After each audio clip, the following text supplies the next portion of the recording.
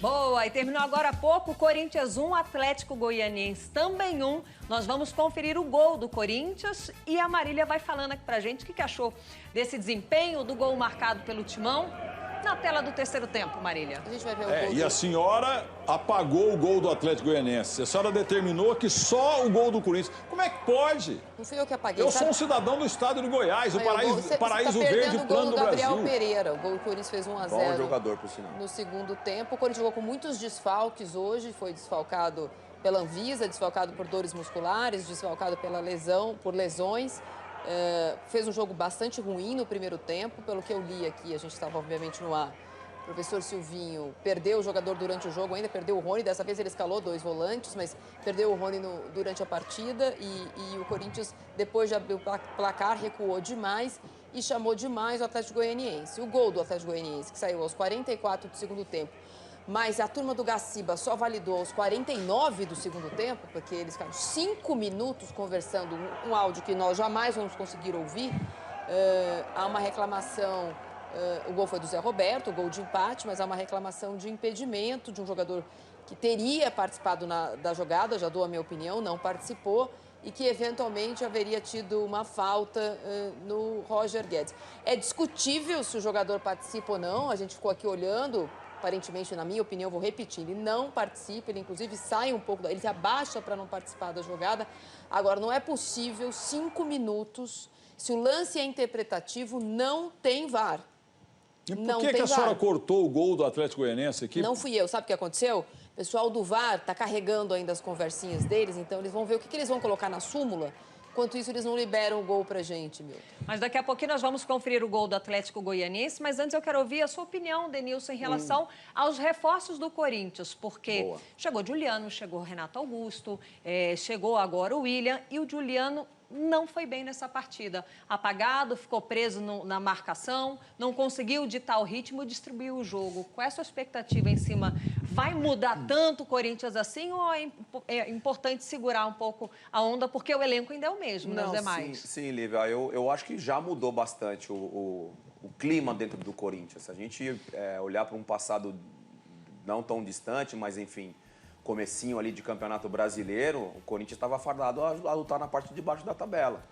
Com o time realmente limitado tecnicamente, mudança de treinador, a chegada do Silvinho não foi uma chegada unânime, muita gente criticou a chegada dele, ele é um cara que está tendo, posso estar equivocado, mas deve ser a terceira oportunidade dele como treinador, num time que ele tem história, identidade, a linguagem muito mais parecida a uma linguagem do Tite, do que propriamente do Corinthians mesmo. Enfim, ele tentou resgatar ali a linha de 4 de defensores, ele falou que dominava esse sistema. Enfim, realmente o Corinthians passou a tomar menos gols, recuperou o Jô, que era um jogador que estava também em baixa, sendo criticado pelo torcedor. Agora a chegada desses jogadores que você acabou citando já mudou. Eu vi a estreia do Juliano, por exemplo, contra o Santos, já dá uma qualidade maior no meio de campo. Já atuaram juntos o Renato Augusto e o Juliano.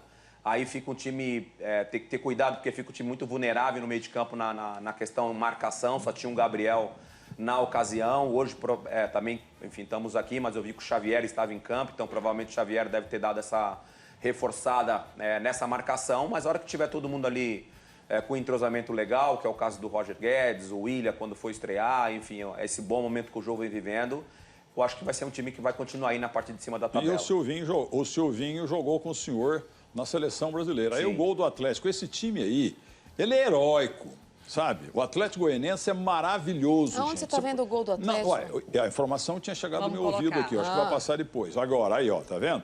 Entendeu? Esse time aí é um time barato, desde o Mancini lá, para ganhar desse Dragão é a coisa mais difícil do mundo. E tá de parabéns o Atlético Goianiense. Fala a verdade, Edmilson. O Atlético começou muito bem, né? Não conseguiu segurar o mesmo objetivo aí do início do campeonato, né?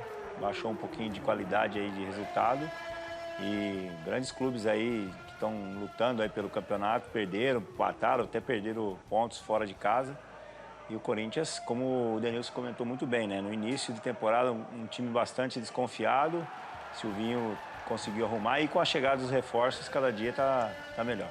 Olha, na tela, os jogadores do Corinthians reclamando muito da arbitragem porque o lance é polêmico. O Zé Roberto, ele completa a cobrança de falta e empata o jogo. Só que o gol foi analisado pelo VAR, que não viu o impedimento do atacante Montenegro na jogada. Ele participa, acaba atrapalhando o Roger Guedes, foi gol legal, não foi gol legal. Qual é a leitura nesse lance? A gente já acompanhou 2, 3 vezes aí, Marília. Não, eu repito. E o Cássio não falhou, era bola impegável. Só porque ele caiu debruçado lá de costas, não.